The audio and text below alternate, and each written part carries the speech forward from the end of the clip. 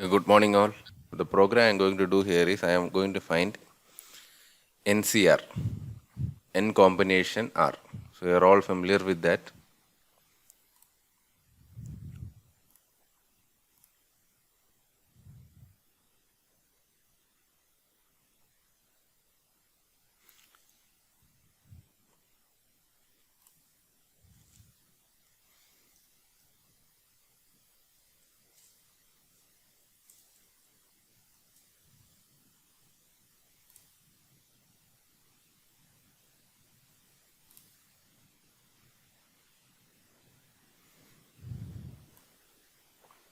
So what is NCR? Can anyone say the formula? Please respond. What is NCR? n factorial upon r factorial into n minus r factorial. Okay. N factorial by R factorial into N minus R factorial.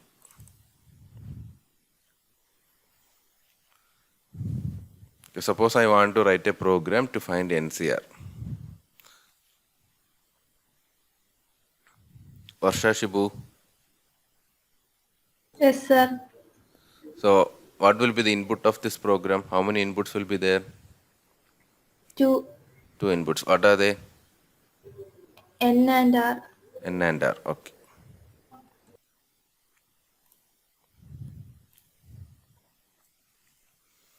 Int N comma R.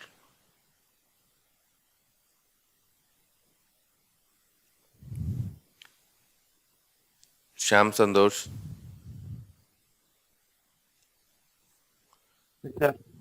So how to find n factorial? I am going to use for loop. So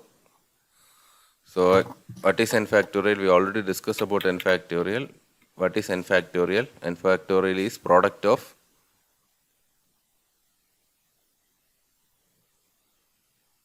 Sham. N factorial is same as product of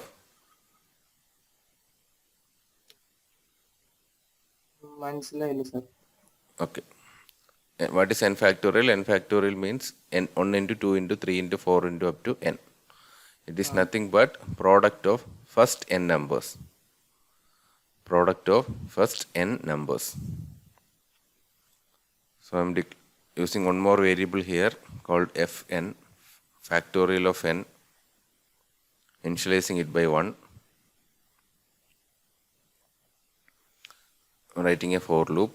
Sorry, for that I am reading two numbers. Printf enter values of n and r. Scanf percentage d, comma, ampersand n, comma, ampersand r.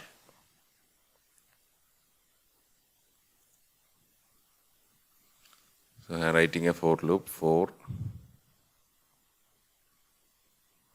I equal to 0, I equal to 1, I less than or equal to n, I plus plus. I am declaring I also.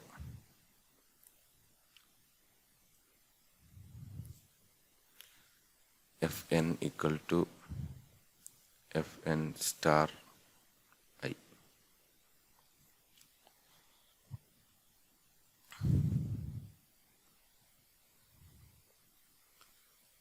Salas Paul Augustine. Salas, can you hear me? Rohit PB. Yes, sir.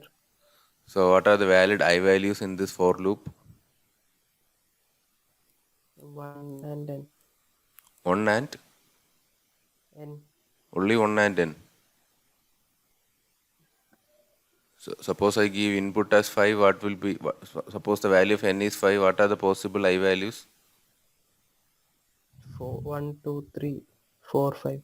Okay, 1, good, 2, 3, 4, 5. So this loop will iterate for values 1, 2, 3, 4 and 5. So when I equal to 1, what will happen? The statement will execute fn equal to fn star I. Fn is initialized by 1. So fn values will be, when I equal to 1, fn value will be, fn is 1, 1 star I. 1 is 1, so fn is also 1. When I equal to 2, what is the fn value?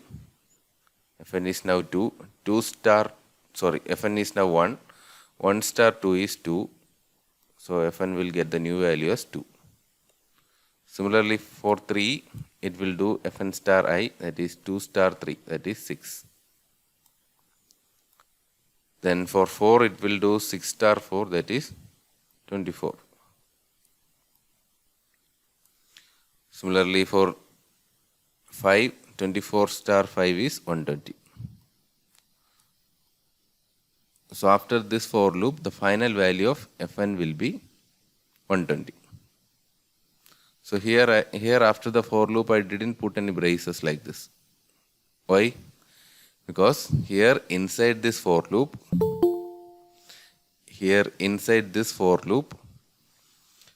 we are having only a single statement. So if it is a single statement, these braces are not mandatory. So if multiple statements are there, it is called compound statement. There you must include this braces. That's why I didn't include braces there. Those concepts we already discussed.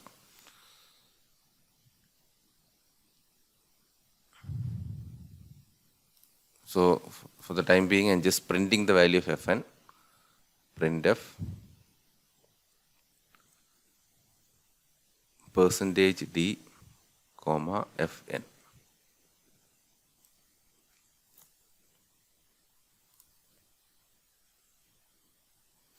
So here I am giving values for 5, n and r, 5 and 3. There is no use of giving r here because we didn't take r for computation. So the factorial of 5 is printed. 120 is printed. Okay.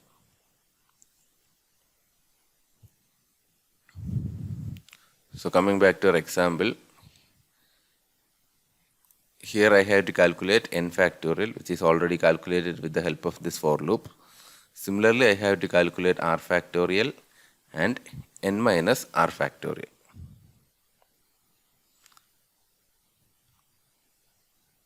Ranveer,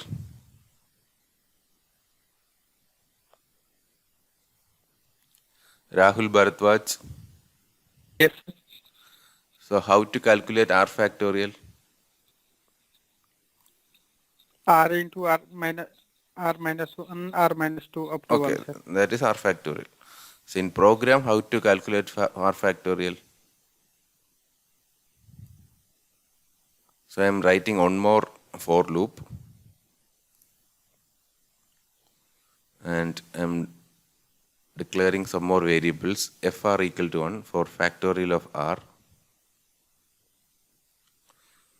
So here in line number, Rahul, in line number 8 and 9, what are the modifications I have to make? Rahul Bharadwaj, Yes, sir. to estimate r factorial, what are the changes I have to make in line number 8 and 9?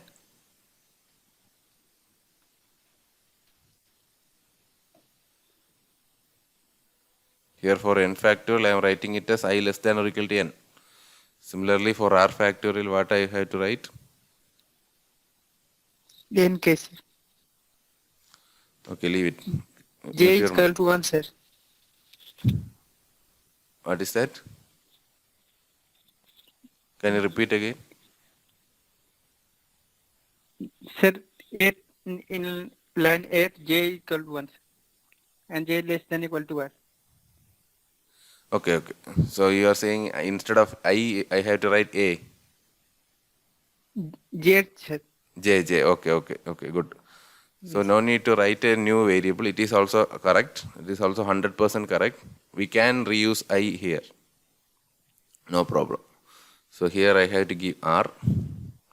Here I have to give FR. Here I have to write FR. Because earlier I value becomes 5. This value 5 is not required anymore in the program. So we can use the same variable. No problem. So this two statements find factorial of n. Similarly, these two statements will find factorial of r. So I got n factorial, I got r factorial. I have to find n minus r factorial. So what will I do? I have to include one more factorial, one more for loop. So I'm declaring one variable f nmr. Nmr means n minus r. You can give any name. For understanding purpose, I am giving f nmr. Nuja MB. Yes, sir. So to find n minus r factorial, what is the modification I have to make it line number 10?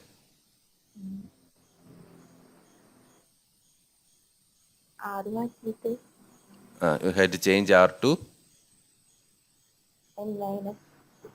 n minus n minus r. Exactly. Put a bracket also.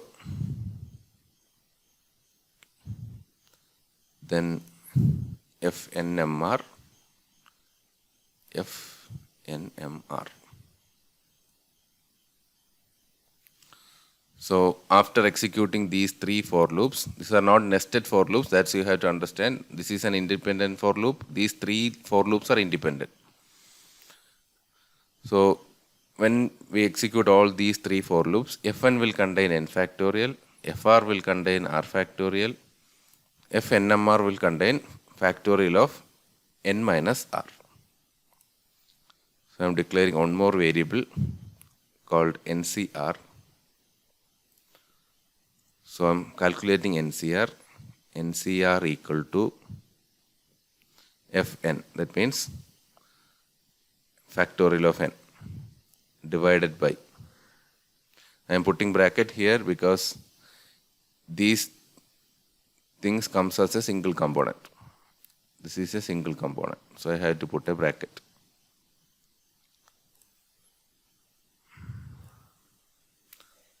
Fr will contain r factorial star Fnmr.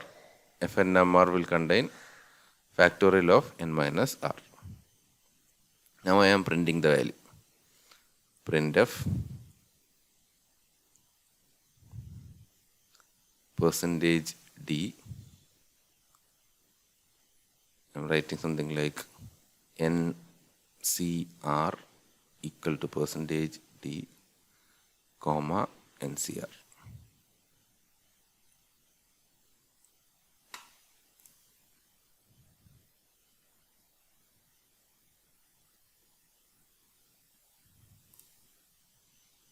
So I am giving 7 and 4.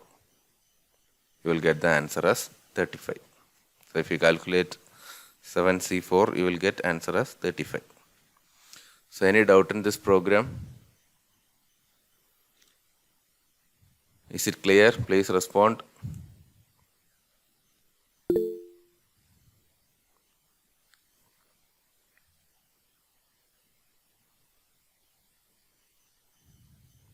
I'm only getting some few responses. I hope you understood.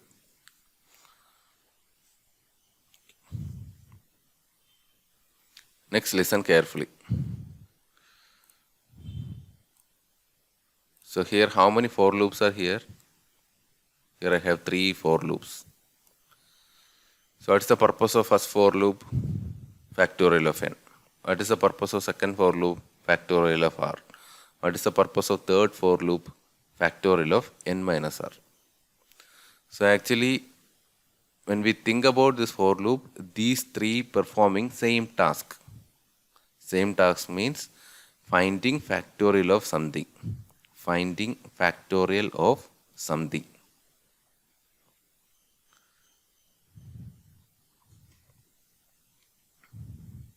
So what's the purpose of these three for loop? Finding factorial of something.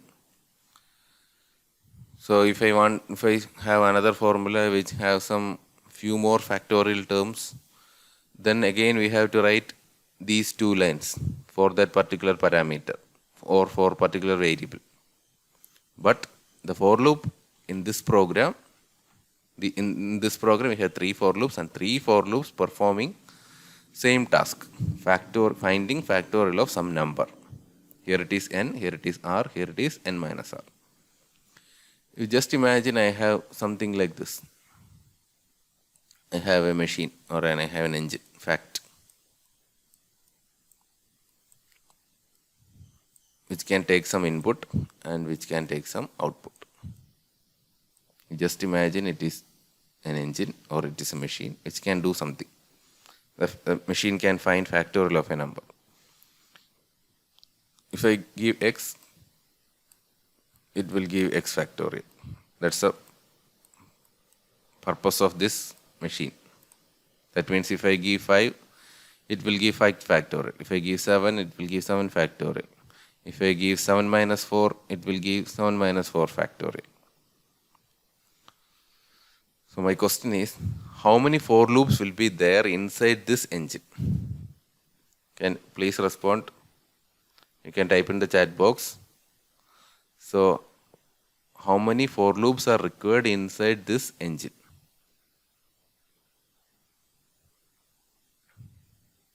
Please type in the chat box.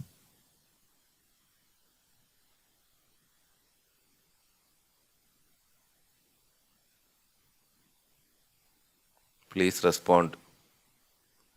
Sir, please repeat the question once again, sir. Okay. So here anyway this example is to find NCR. So here I have three for loops. The purpose of these three for loops are finding factorial of some numbers. Here it is n, here it is r, here it is n minus r. So anyway the purpose is same. The tasks performed by these three are same.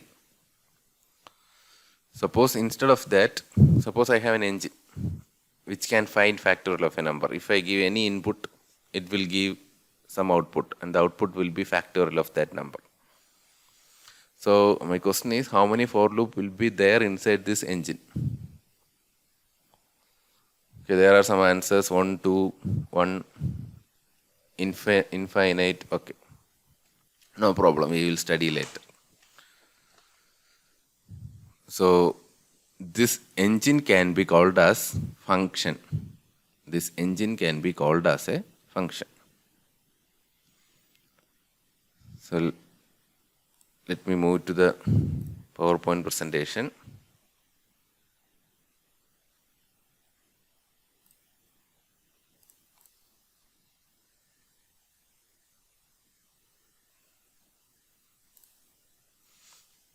So functions in C.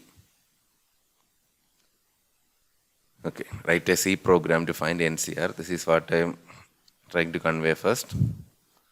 So it is already written and you are all familiar with the program. The same program what we have written just now.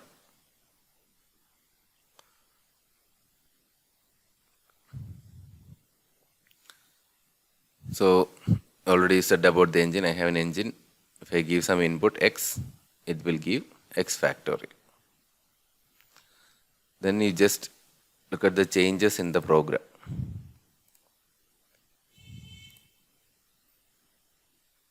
By using this engine, I have rewrite this program.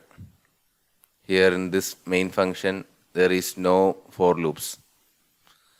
Only just some inputs to the engine. Fact of n, fact of r, fact of n minus r. So this will find factorial of any number. Whatever you give in the input, it will find.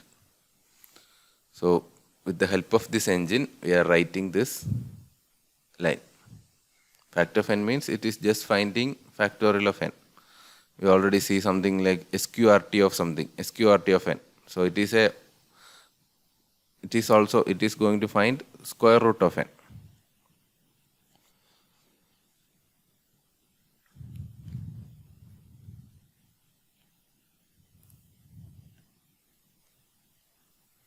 Okay, so this program you already seen in the console.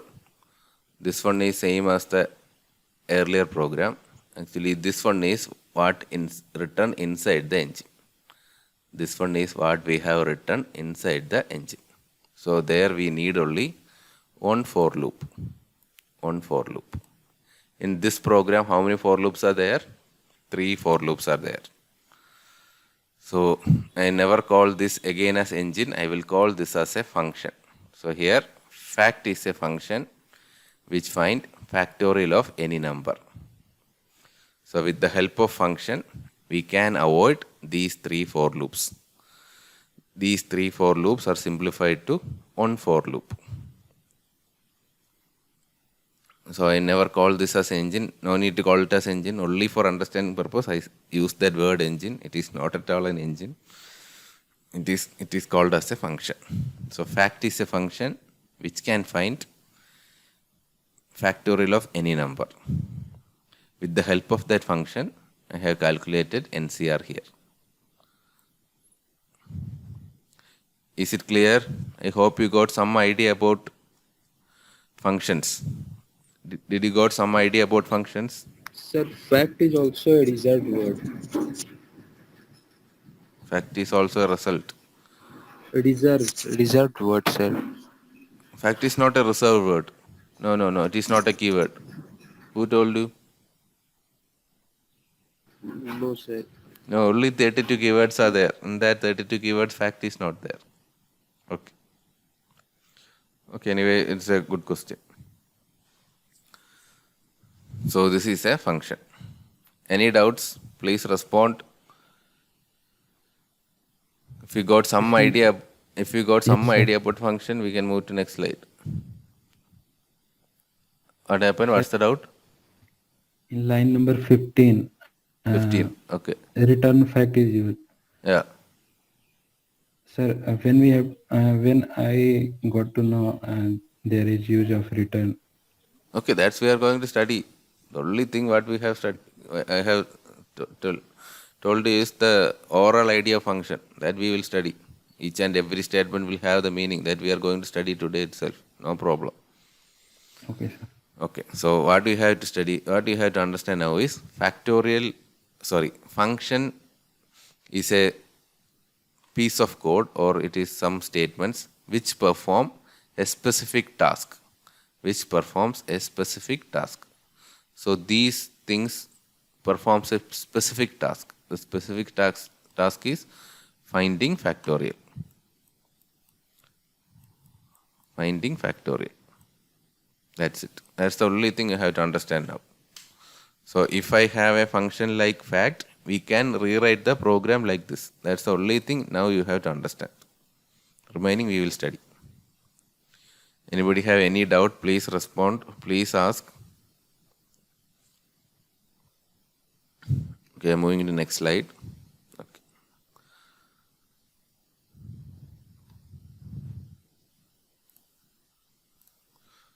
Function is a self-contained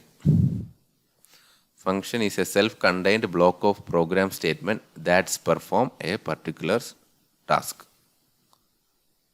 So this is the block of program statements. So here function fact contains some block of program statements which perform a specific task. Here the specific task is finding factorial. It is often defined as a section of a program performing a specific task. So this is the entire program. The second diagram is the entire program. So this is just a part of program. This is 17-line code. So line number 10 to 16 is a part of that program, and that part performs the function to find factorial of a number. That's the meaning of second statement. Use of function avoids the need for redundant programming of same instruction. Redundant means repeated or duplicate. So if we use functions, we can avoid redundant programming for same instruction. So here we have some redundant for loops, because these 3 for loops are executed for the same purpose. But the same example on the right hand side, we have only one for loop. So use of functions avoid the need for redundant programming of same instruction. Advantages of using functions. It makes programs significantly easier to understand and maintain by breaking up a program into easily manageable chunks. So now if you look at this program, you didn't get much clarity. What is the purpose of this for loop? But here, when you look at this program, here there is a block. By looking at the block itself, okay, this block is going to do something. And when we saw this name fact, you will say something like something related to factorial. So it will give more, the right hand side program will give more clarity than the left hand side program. And this entire thing is going to perform something. So here, if you look at the entire program, you didn't get that much idea. The main program can consist of a series of function calls rather than countless lines of code.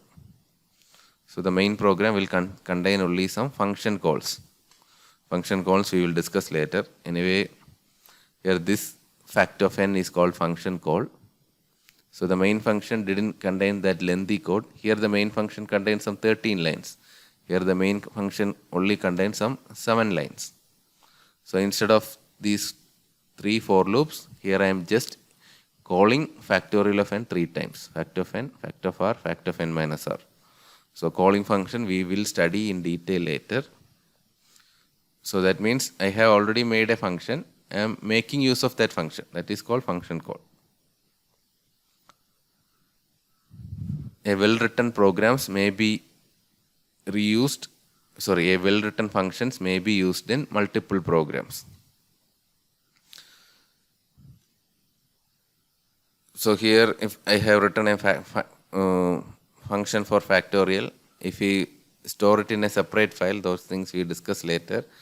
So we can use the same function in a different program also. If you are writing something, some program defined NPR, the same factorial can be used there also. Okay. Different programmers working on large projects can divide the workload by writing different functions. So I will try to explain the last point with the help of an example. Suppose someone is making some calculator. The calculator has to find factorial of some number, square root of some number, you have to perform addition of some number, multiplication of some number, division.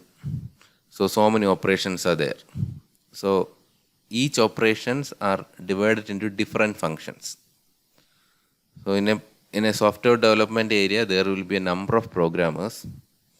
So if we use functions, we can assign each and every function to each and every programmer. The first person has to do the function to perform addition. Second person has to do the function to perform factorial of a number. Similarly, third person has to write function to find square root of a number. So similarly, this helps to divide a large project into small sub-projects. So this is all about introduction of function. Is it clear? Any doubt? Please respond. Any clarifications needed in any points?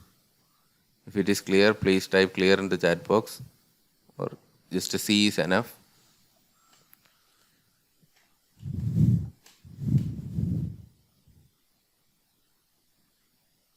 Okay.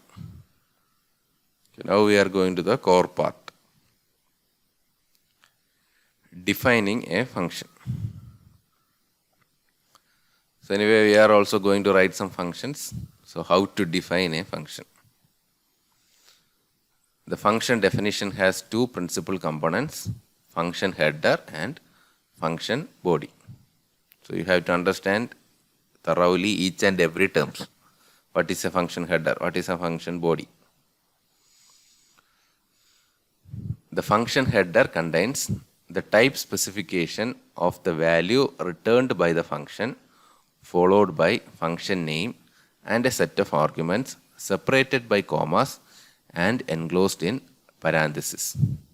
So I will explain this point with the help of an example. Okay, I will take the addition of two numbers.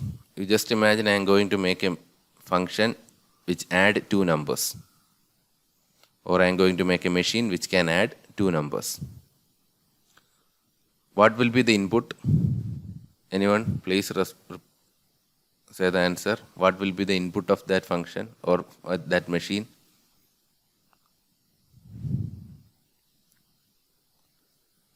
Mary Elena.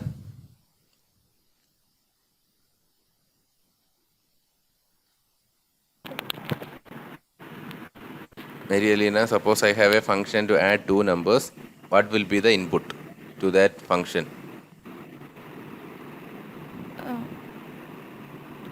Two Two inputs will be there. two Okay. number. Two integers will be there. Okay, good. Okay. So, and also the result will be also there will be a single result. There will be one result. So, if I have a function to add two integers, I will give two integer inputs and I will get an input as an output.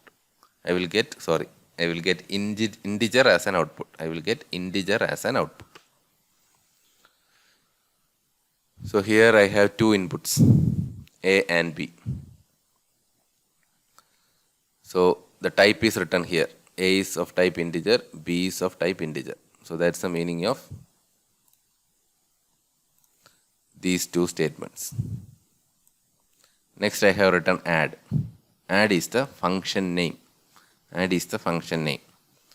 So, if you remember the definition of identifier, identifier is the name given to variables. We already discussed about variables, functions and arrays. So, here add is a function. Add is a name given to a function. The name is given by user.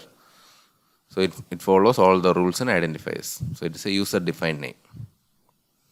Here I have an integer. The meaning of this integer is the thing which is outputted by the function is also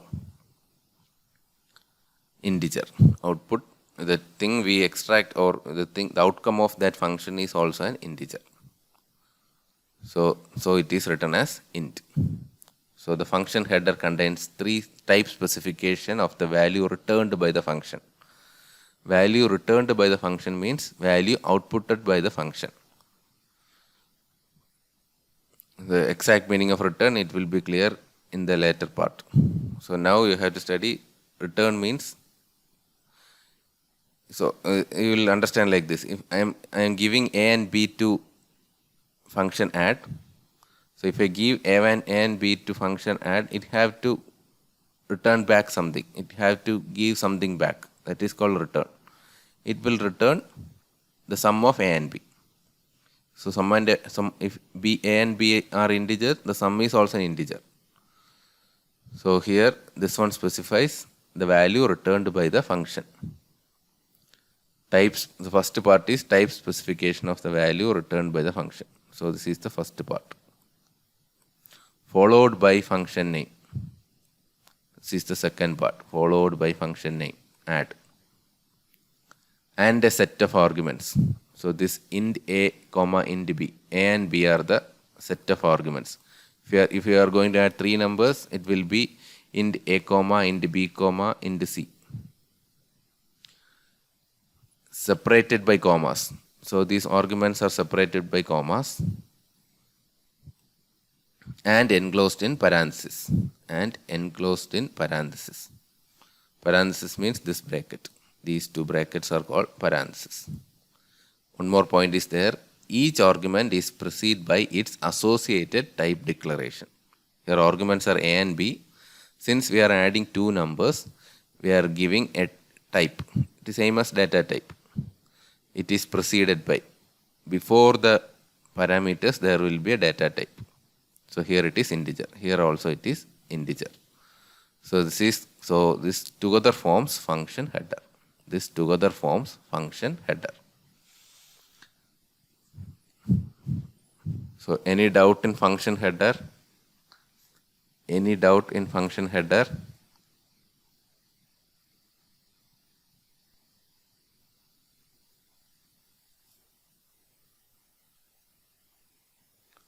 John Ralphie.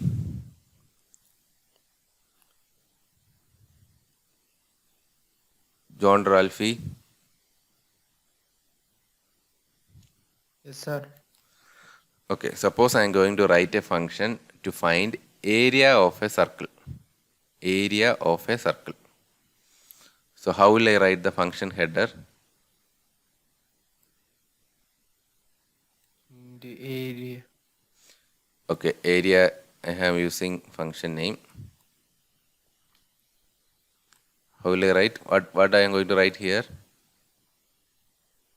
Here. In Okay, you are saying int. Can I write int? First you have to No, think no, about this sir. one. Area means pi r square. Pi itself is a fractional number. So the entire result will be, most of the time it will be a fractional number. So it is better to use float. Okay.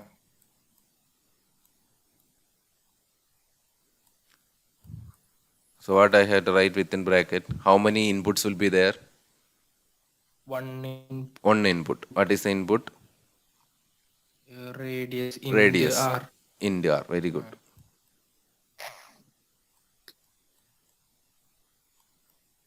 Okay, this is the function header for finding area of a square. Sorry, area of a circle. Okay. What's the doubt? No, sir. No doubt. Okay. Gogul Krishnan. Yes, sir. So, suppose I am going to find volume of a square prism. Volume of a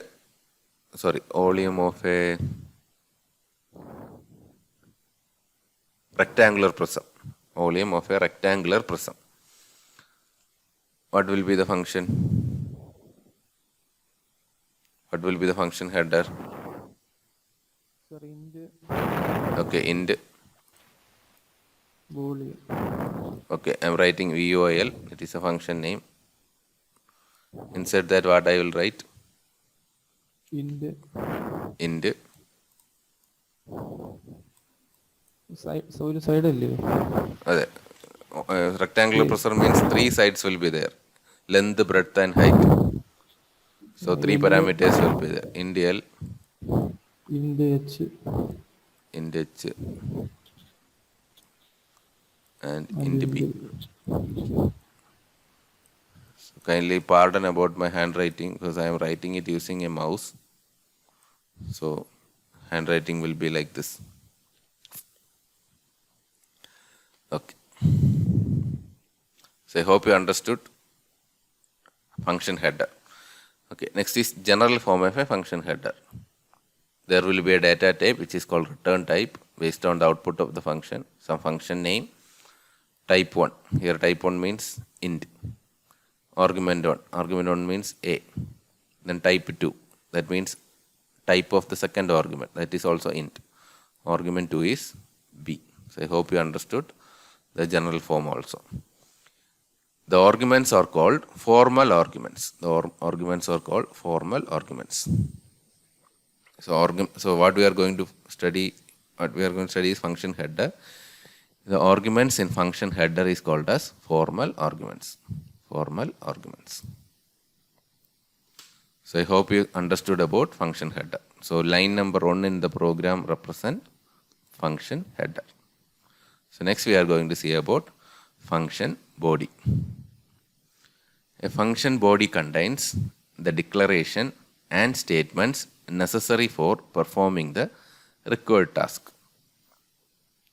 So function body is the core part of the function.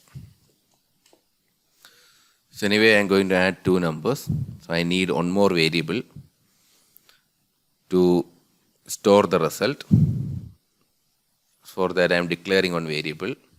So now you understood inside function also you can declare variable. Inside function also you can declare a variable. So a function body contains the declarations and statements necessary for performing the required task. So this line number 3 to 5 is called the function body. It will contain some declarations and also some statements. So we will study detail here. It contains three parts. Local declaration that specify the variables needed by the function. Local declaration we study later. While we study scope, you will get the meaning of local declaration. Now you just understand, like, we can declare some variables inside the function because some variables are needed by the function. So here line number 3 represent the declaration. Statement that perform the task of the function. Here the task of the function is to add two numbers. That is performed by this line, c equal to a plus b. So line number 4 perform that task. A return statement that returns the value evaluated by the function. So this return statement is important. Return is a keyword. So if I give a and b to a function, what will it return? It return me c. C contains some of that numbers. So c is the output. Okay, c is the output, and that output is returned or given back with the help of a statement, which is called return. So if I see some statements which contain a return, you have to understand that will be the output returned by a particular function. So that is written in line number 5. So three things are there: local declaration, statements that perform the task, and the return statement. One more important thing, the keyword void can be used as a type specifier when defining a function that does not return anything. So one more thing, this return statement is not mandatory. It is not compulsory in every program.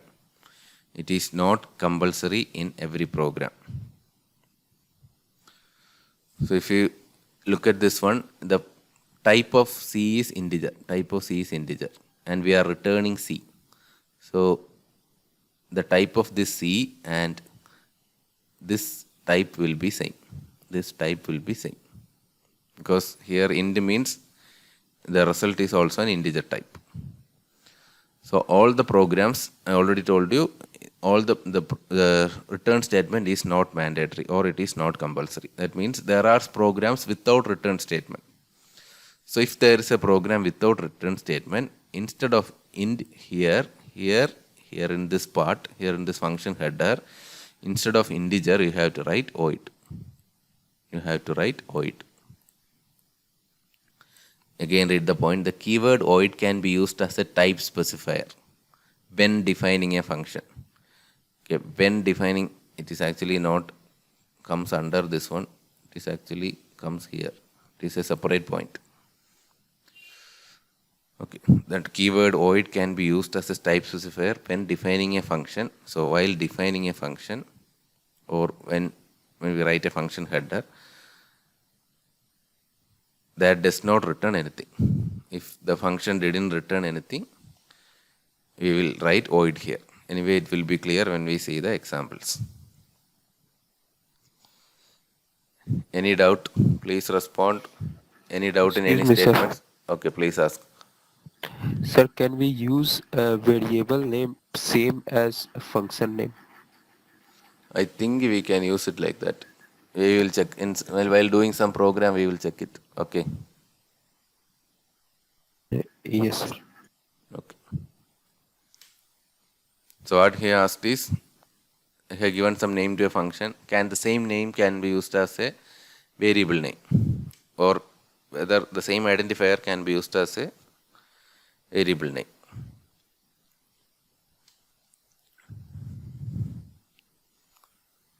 Moving to next slide.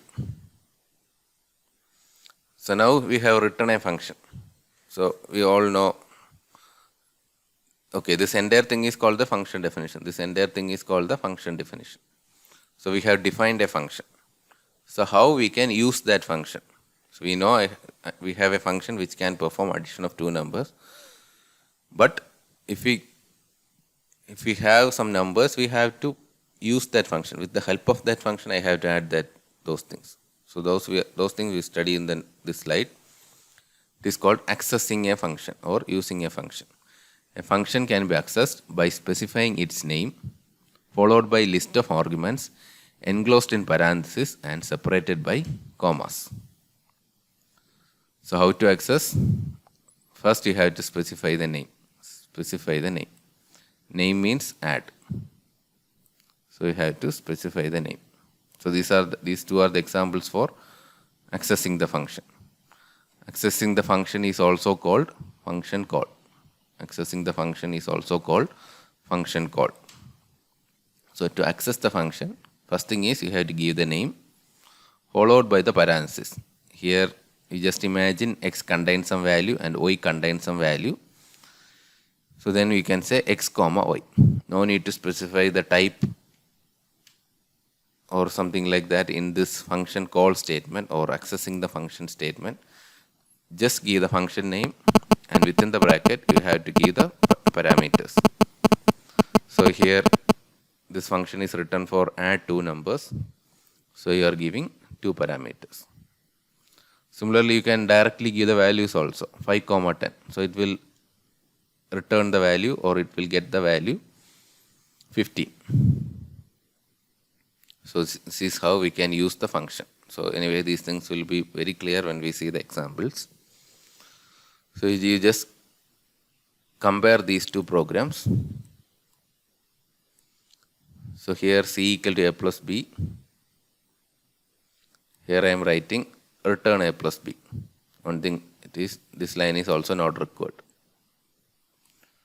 So this is written only to convey you that along with the return, here I have written a variable. I have written a variable. Here I have written an expression. You can write expressions also.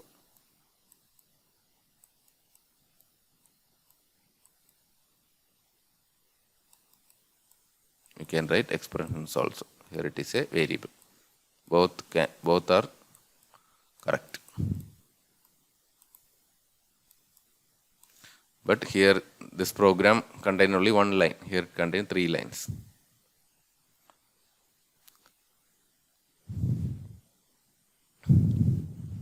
Is it clear? So accessing a function is also known as function call. Okay, one more thing. Here this is called actual parameters. This x and y are called actual parameters. Or this 5 and 10 are called actual parameters. So the parameters in the function call is called actual parameters or actual arguments, and parameters or arguments in function definition is called formal arguments. Formal arguments. Any doubt? Any more clarifications needed in this slide? So only few people are responding properly. Is the meaning is others didn't understand anything? So right now this is only option to make sure the things are understood to you. So please respond. Any doubt? Sir. Okay, ask. Sir, the actual arguments and formal arguments are Okay. templates. Okay. So in the previous slide we studied about function definition. There also we discussed about 2 arguments. The function header contains the type specification of the value returned by the function, that is this one, integer, followed by the function name. Here function name is add, and a set of arguments separated by commas. Here int a comma b. So these are the arguments in function definition. Similarly, here also I have 2 arguments. These are the arguments in function call. So arguments in function call is called actual arguments. Arguments in function definition is called formal arguments. That's the only thing. Is it clear? Yes, sir. Okay. So any other doubts? Any other doubts? Can I move to next slide?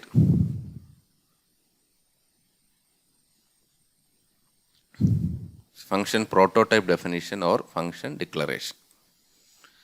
In a C program, so similar to variable declaration means int something like int c.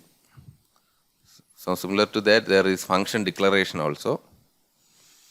In a C program, a user return function should normally be declared prior to its use to avoid the compiler to perform type checking on the arguments used in its call statements or calling construct. So when we write a function definition, it is a good practice that it must be declared earlier. So in the most of the advanced compilers or the modern compilers, there is no need of function declaration. Even without function declaration, the program will work correctly. But it is a very good practice to include function declaration. The purpose of function declaration is to help the compiler. I think you remember compiler. Compiler means a translator which converts high-level language to low-level language.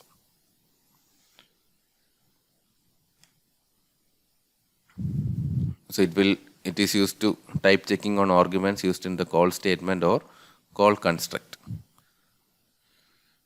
That means you have some function calls. We already discussed about function calls.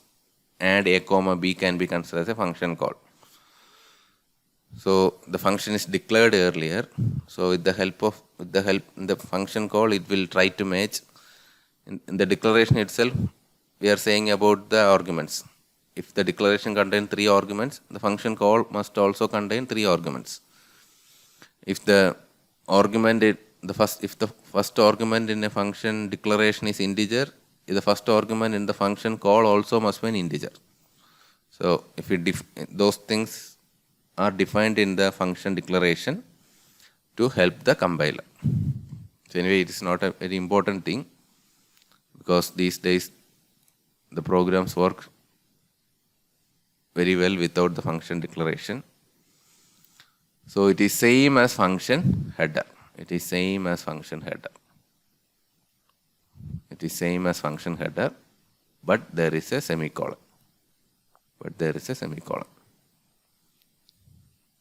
So this is function header. Here I didn't write any semicolon. Here I have some semicolon. So here are some example. Int add int x comma y. Put a semicolon here.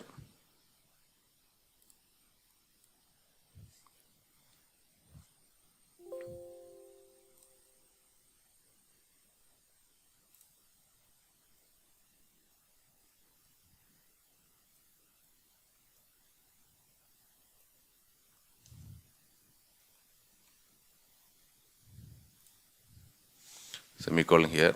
Okay. This one is also valid. You can either write int comma int. No need to specify the argument there. Just write the type enough. That means if you have 2 arguments, you have to write int comma int. If you have 3 arguments, you have to write int comma int comma int. This one is also fine. Void mul float comma float. Here from the function declaration it is clear. The name of the function is mul. It has 2 inputs. The inputs are of type float. Void means it is not returning anything. Remember that word void. If it didn't return anything, you have to include void. So another function, void fun, int comma float comma character. Here from this line it is clear. fun is the function name. It has 3 parameters. First parameter is integer. Second parameter is float. Third parameter is character. And the function is not return anything, or the function is not giving back anything. So the void is returned. So the void is written. So there will be no return statement inside this function. Any doubt in the function declaration? When we move to example, at that time it will be clear.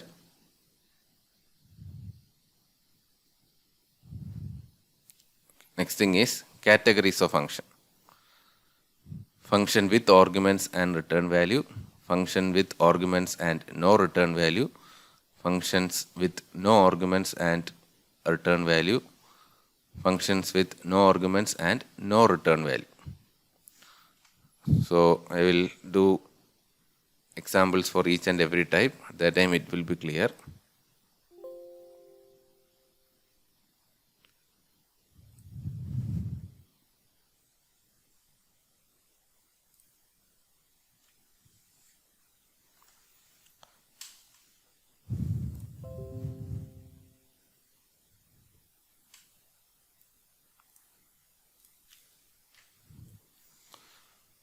So 4 categories are there. First I am giving the file name. Save as function category. For that I am giving funcat 1.c, category 1.c. Okay. So all these 3 categories I am going to explain with the help of the add function. Add 2 numbers.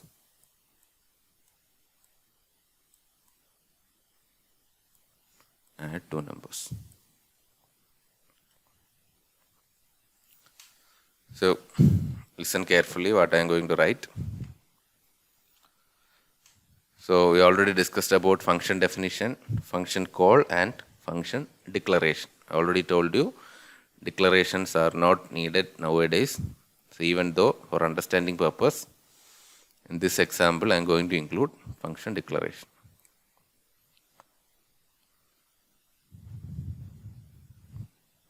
So what is the first category?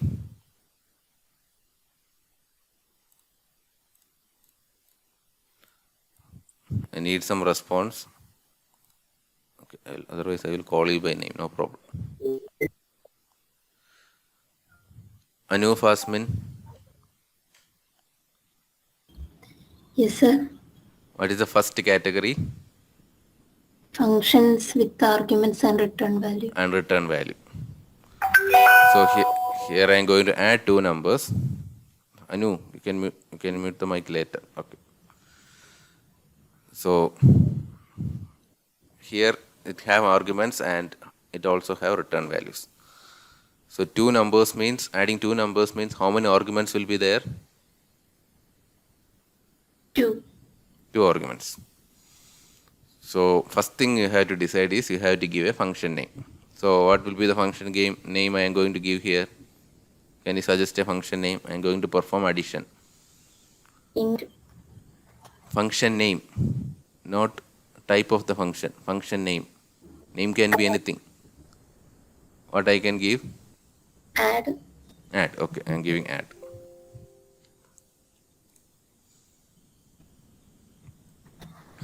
So how many arguments will be there? 2. 2 arguments. So what is the type of those arguments? Int. Int. So I am giving int x comma int y. So then I am writing the return type. You can mute the mic. Int. And this is the return type. So this is the function header. So from the header itself it is clear. Name of the function is add. It will have 2 input parameters. Both are of type integer, and it is also returning a value. The return type is also integer. The value given back by the function is also an integer. So that is declaration. Next thing is I am going to write the function definition.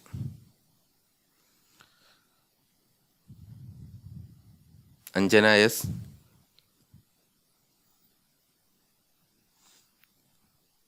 Yes, sir. What are the components in function definition?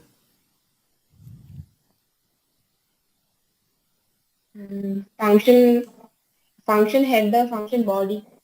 Okay, function header and function body. Can you say the function header of this add function? Function int. Int, okay, very good. Add, okay.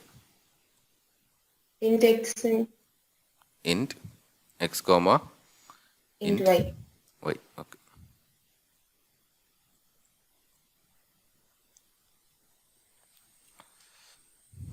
Albin Xavier.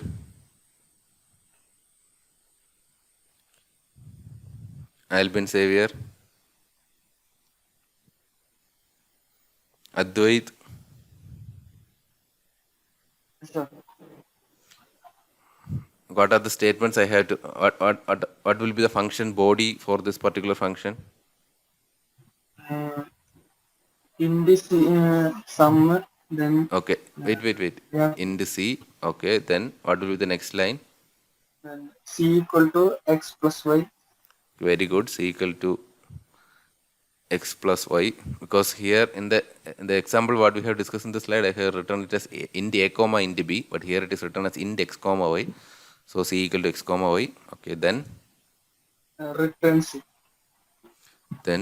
Return C. Okay. So I have defined the function. It is over.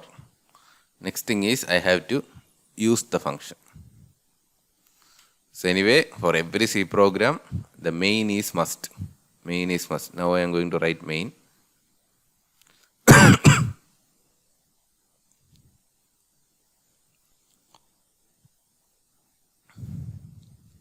I'm declaring some values int a comma b, printf, enter two numbers. You have to understand these four categories properly. Scanf, I'm reading two numbers, %d, %d, comma, %a, comma, %b,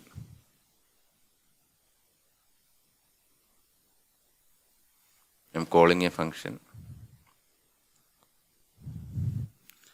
Adarsh Kumar, Yes, sir. so how to call the function? What will be the function call here? I have to add these two numbers a and b with the help of this function. What will Int be the add, function sir. call? What is that? Int add. Function call didn't contain any return statement, return type. It will contain, okay, just understand these things properly. The function can be accessed by or called by specifying its name. What is the name of the function here, others? Add. Add, okay. Followed by list of arguments separated by commas. Here we are going to add a and b. So a and b are the arguments. Separate those arguments by comma. This is the function call. Listen carefully. I am using one more variable, s, and I am write something like s equal to a plus a comma, add a comma b. Then I am writing printf sum is %d, comma, s.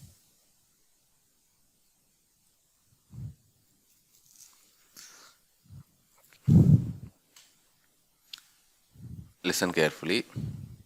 So we all know the purpose of this function.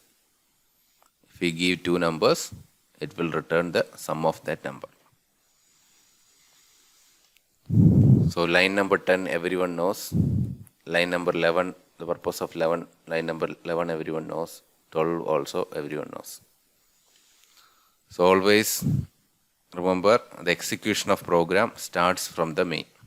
Wherever it is written, whether it is written above the function, above a user-defined function, or below a user-defined function, or in between some user-defined functions, you can write that main anywhere, but the execution will start from main. The first line inside the main will be the first line that has to be executed.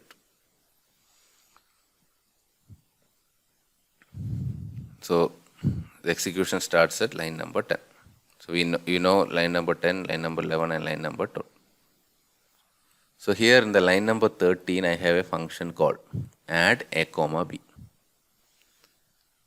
So here three variables are there.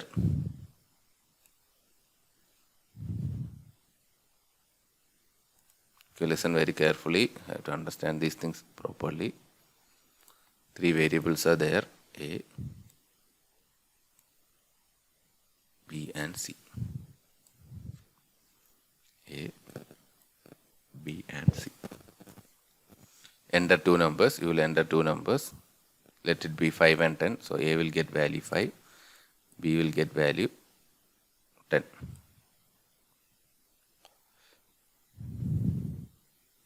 Add A comma B. So what happens is, in place of this X, this 5 will come. In place of this Y, this 10 will come. So here also I have two variables. So another variable is there, X.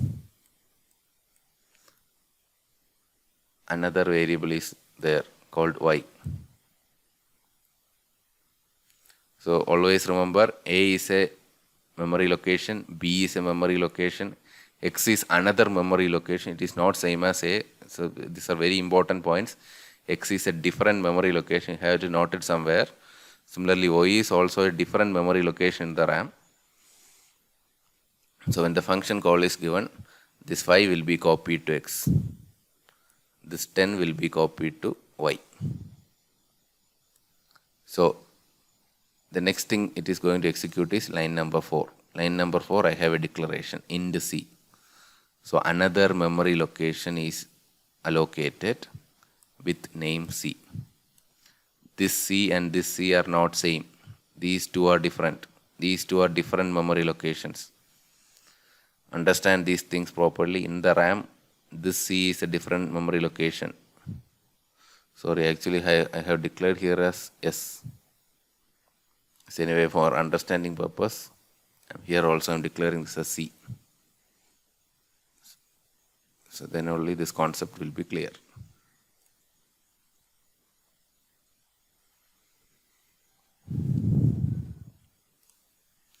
Okay, this is another memory location which represent this C. This is another memory location which represent this C. C equal to X plus Y. So these are the variables related to function add. These are the variables related to main. These are the variables related to main.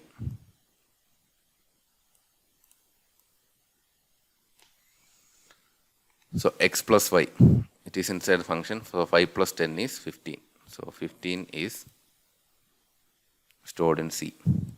Then return C. So from where I go on, line number 13 is the call. So I am calling this person. I am calling this function. So it is giving back a value 15. So after executing, it will come back here with the value 50. That 15 will be stored in C. Which C? C inside main.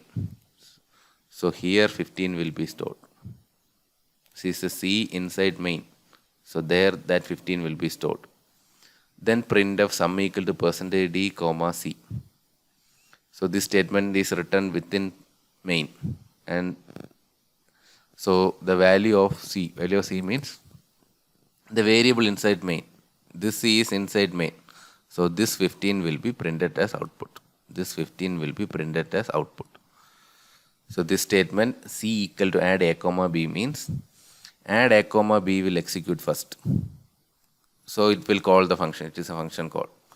When it is executed, it get a value 15. It is actually C equal to 15. 15 is assigned to C. It is only that meaning. The returned value is assigned to C. Just consider this equal to assignment statement. So that C is printed here. So any doubt in this one? Any doubt in first category? Any doubt, please ask. If it is clear, please type clear.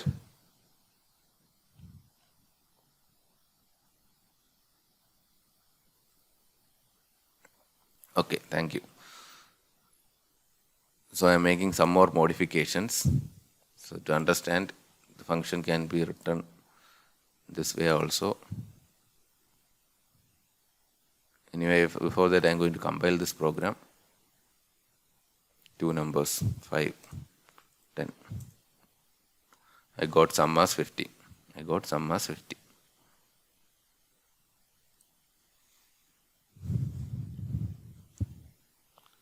So another way of doing the program is, so no need to declare this variable, and I am just commenting this line. That means this line is not used anymore. Inside printf itself, you can call the function add a comma b. Okay, this way also you can write the function. So there's a printf statement, sum equal to %d. So you just think about the bracket of rule. Here I have bracket. Inside that again two things are there. Sum equal to %d, comma, add a comma b. So this will execute first. We all know add a comma b will call this function and we will get a value 15. So in place of add a comma b, I will get 15. So that 15 will be printed in place of %d. So there also I will get output 50. So in this way also I can write the program. So when sometime you refer in some other programs, the statements will be like this. So in order to not get confused only, I have mentioned this here.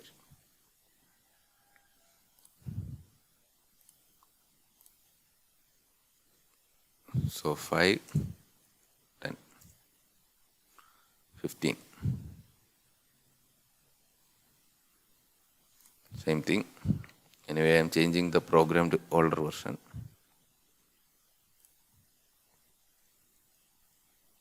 C, comma C. So this is the first category. First category is function will have some parameters or arguments and also have some return type.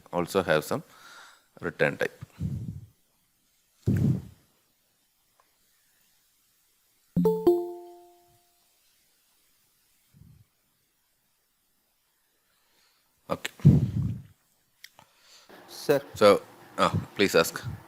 sir, line number 1 and 2, sir, means line number 1 and 2 both are same but semicolon difference only. Means it is compulsory to write line number 1. Okay, what is line number 1? Function header. Not function header, function declaration. Yes, sir. That's why I clearly said it. Only difference from function header and function declaration is a semicolon. Okay, sir. It is not mandatory at all. Okay, one more thing, you can write it like this also.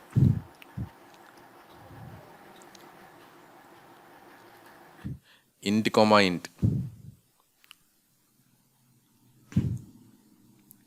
That way also you can write.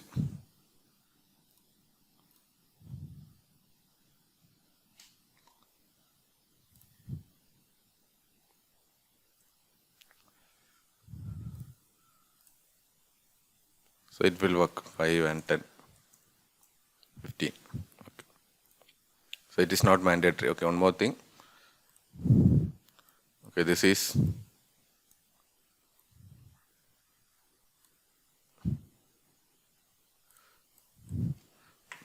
declaration.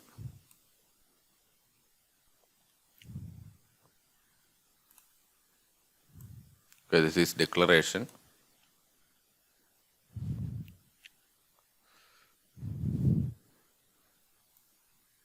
This line number 2 to 8 is definition. Inside definition we have body and header. This is body.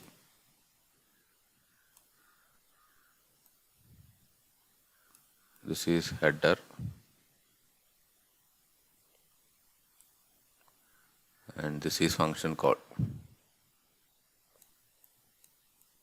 So these are the things you have to understand. Okay.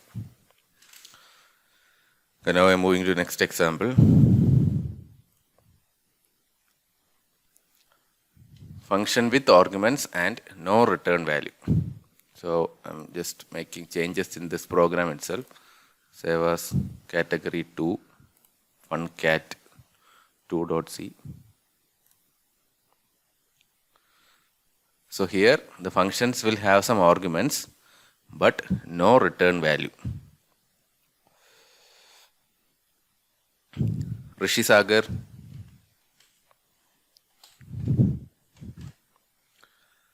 Rishi Sagar, can you hear me? Yes, sir. Okay. So here in this second category, what are the modifications needed in this program? Here there will be no return value. So what are the changes we had to make?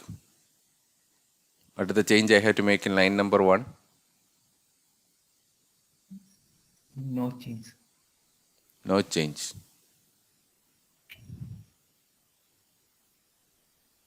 Please read the last point. Last point. Can you read the last point? The keyword void can be used as type specifier when defining a function that does not return anything. So what's the change we needed? Void vacant. In the So where we have to, okay. In which int? All 3 ints we have to replace it by void. Or first int. Okay, very good. So this is the function return type.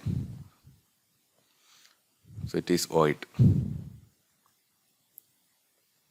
So here also it will be void.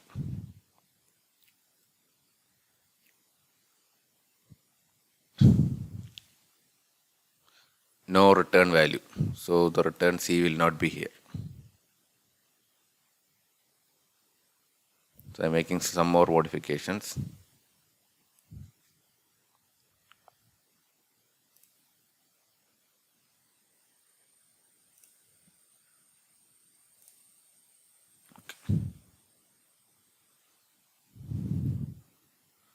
So here there is no return type.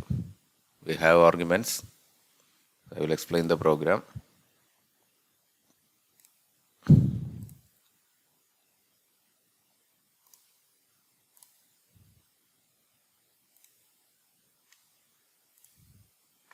Okay, anyway, program one more change is there. No need of C here. So listen carefully.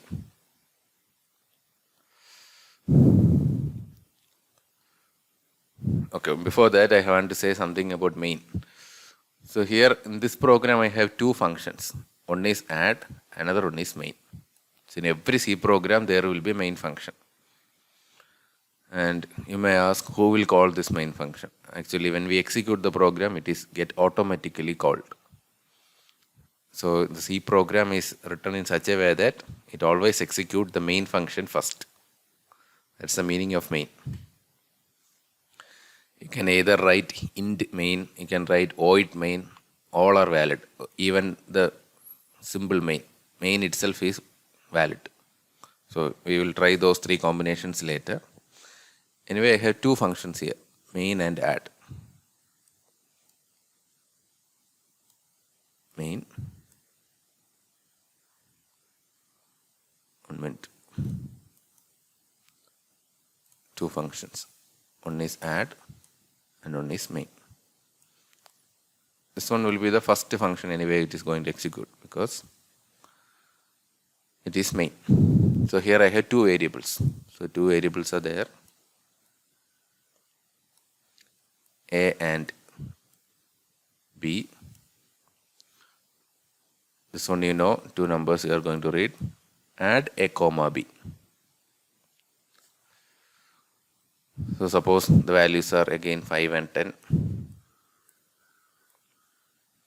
Here add A comma B. Here A and B are called actual arguments, so actual values, actual input. Here int add, so the control will go to here.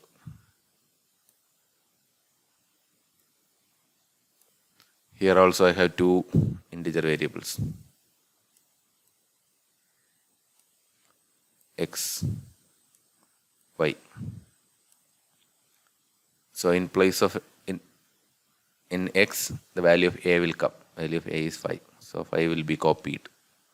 So always remember x, y, a, b are different memory location. value of b is 10. 10 will be copied in y. The first line in the function, it is int c. Some space will be allocated for c. C equal to x plus y. So now we are inside main. So we are only dealing with these things. Here x plus y is 15. Printf sum equal to percentage d comma c. This printf statement is written within this add. So the value of c will get printed. Here also we will get 15 as output. So I will execute the program. 5, 10. Sum is 15. Excuse me, sir. Please ask. Okay, you have to notice this program. You have to look line by line and you have to understand what I have written. Okay, please ask. Sir, What's your name? Mayank. Mayank, can you switch off that fan in the room?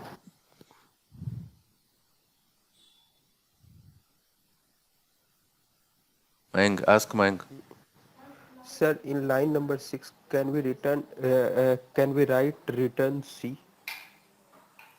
That we have already done now. In the previous example, what we have done is, because now we are dealing with this example, function with arguments and no return value. That we already discussed yes, in the sir. first category. Na? We are discussing about the second category. Yes, sir. Yes, sir. Okay, I am just right. We all know how to add two numbers. But to understand the categories only, I am writing the simple example. That's it. Okay. Any doubt in the second category? Is it clear?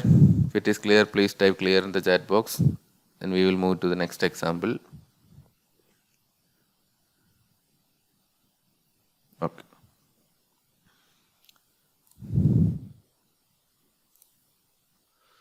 Functions with no argument and return value. No argument and return value means it will not have any arguments, but it will have some return value. But it will have some return value.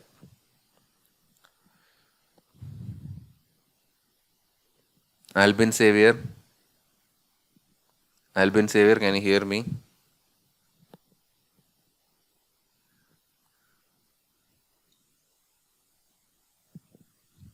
I think Albin Xavier is there in the meeting, but he has gone somewhere else. No problem. Ankur Jaiswal. Ankur Jaiswal, can you hear me? Yes, sir. Ankur, here we are discussing about the third category. Functions with no arguments but will have some return value. What are the changes I have to make in this program? This is category 3.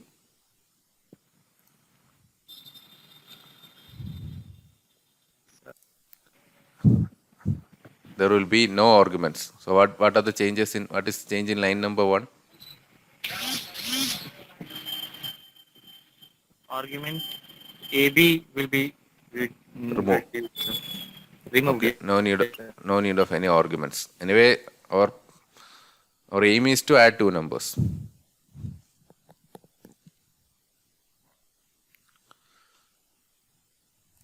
So here we have a return value. So what is other change? Void will be removed by Ankur. Some, sir. Void will be removed by sum. So when I add two numbers, what will be the result? So return. Okay, understand things properly. This is function declaration. The first thing will be data type of the return. So what will be here? So anyway, we are adding two numbers. So the resultant will be int. Very good. So it will be int. So here also it will be int.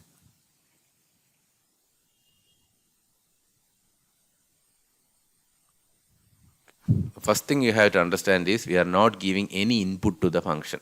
We are not giving any input to the function. So what I am going to do is inside the function itself, I am reading those two values. I am reading those two values. So I am writing this one.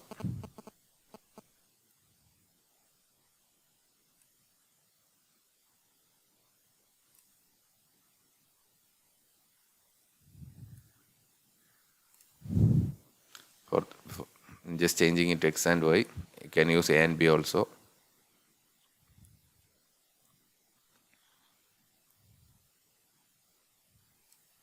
I'm writing return c.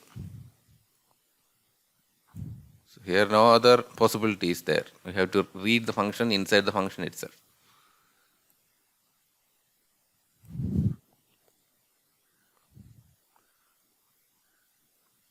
Calling I am doing. What happened? After line number 5, we will write enter 2 number. There is It's one not clear. more line. Please reduce the speed. After line number, what is the line number? After line number 5, sir. 5, okay, 5. What happened? Okay, scanf will be there. Scanf is missing. Okay. Scanf. %d, comma, ampersand x, comma, ampersand y. So I'm just writing the statement only. Printf %d, comma, add.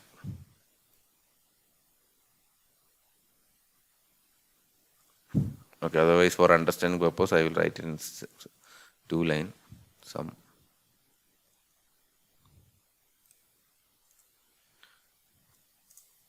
Into sum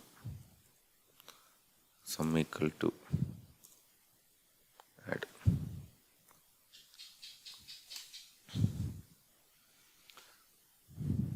Okay, I will explain it. So anyway, here also execution starts in main. So 2 functions, add and main. Always remember main is also a function. Main, add.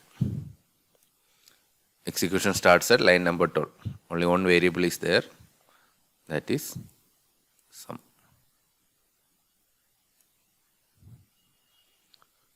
Then sum equal to add. So the function is called.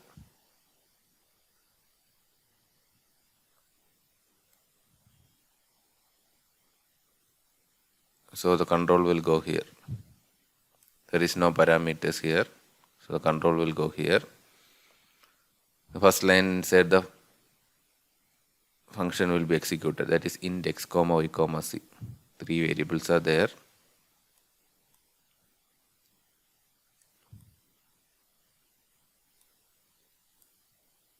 X, Y, C. Next statement going to execute is printf enter 2 numbers. So a message will be printed in the output screen. Next there is a scanf statement. So the computer will wait for 2 inputs. So user will enter 5 and 10. So that 5 will be stored in X. The 10 will be stored in Y. C equal to X plus Y. So 15 will be stored in C. Return C. So that 15 will be returned back to the caller part. Caller means one who called. Main is in here, this is the caller part. So that 15 will be returned back and that 15 will be stored in sum. Now we are inside main. So that 15 is stored in sum here. Stored in sum at main. Then printf %d comma sum. This printf is written within main. So this sum value will be printed. This sum value will be printed. So just go through the program again. And if you have any doubt, you can ask. So before that, I will execute the program. So some error is there. Semicolon is missing here.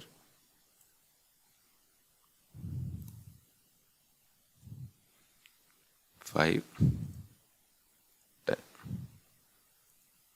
Output is 50. Any doubt in any statements? So this is category 3. There will be no parameters, but we'll have some return type. Any doubts? If it is clear, please respond with a clear message. If it is clear, we can quickly move to the last category.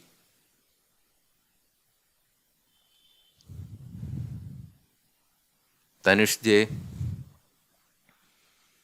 Tanush, can you hear me? Srishant J. Hello. Okay, Tanush. So what is the last category? Functions with no argument and no return value. No return value. So what are the changes in this program? Is there any change in line number 1? അതിപ്പോ വേണ്ടല്ലോ argument. No arguments will be there. So any change in this int? Void. No We are not change. returning any value. Not returning any value. So what I have to do? Void. Void. Okay, very good.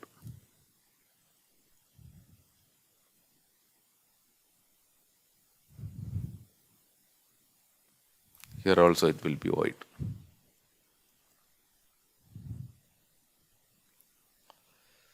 Then there will be no return statement because it is not returning anything.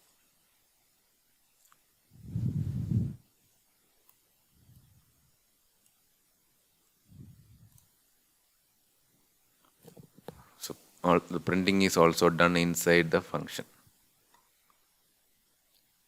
So in main there will be only one statement. So this program is only for understanding purpose.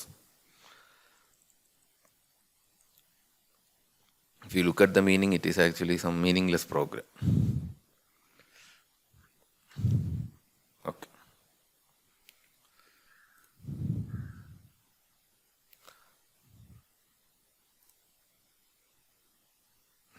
So I will execute the program 5 and 10. So I got 15 as output. If we write these much statement inside main itself, we can find the sum. But to understand the concept of no arguments, no return type, I have written this program. Here also 2 functions are there, add and main. Add, main. No variables are declared inside main. Only one statement is inside main. So it will be executed first. This is a function call, function name, followed by arguments. Since there is no arguments, we have to give an opening bracket and a closing bracket. This means no arguments are passed. So the control will go to add. What is the first statement? Int x, y, c. So 3 variables will be declared. X, y, and c.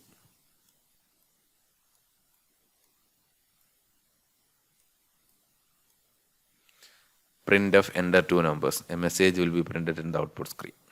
Scan of percentage d, ampersand and ampersand x, ampersand y. So the computer will wait for 2 user inputs. User enters 5 and 10. 5 will be stored in x. 10 will be stored in y. C equal to x plus y. We are still inside function add. X plus y is 15. So 15 will be stored in C. Printf percentage d, c.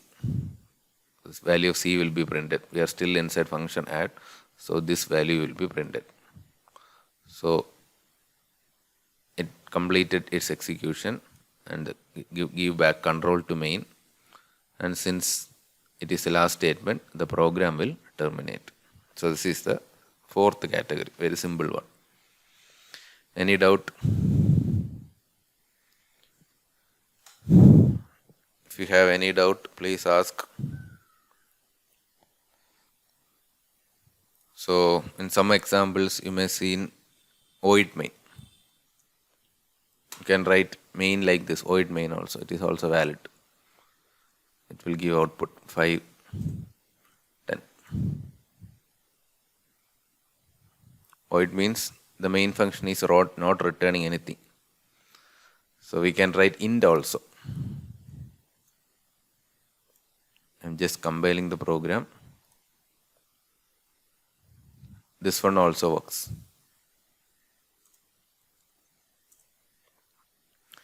So generally, we can't write character, we can't write float, we can't write any other data types. Either we can write main alone, otherwise we can write void main, otherwise we can write int main. So int main means the main is returning something to the caller. someone called main. So actually it is an internal call. We can't control that call. So it must return something to that caller part on who called. That is the meaning of int main. It is returning something. So in some examples, you may see in something like return 0 in the last statement. The last statement. So when we refer some programs in internet and everything, some programs it may contain int main. Something it can contain void main. I am using only main. So you will get no need to get confused. Or everything is correct. And sometimes when we use int main, there will be a return 0 in the end. So only to convey that, I have made some modifications.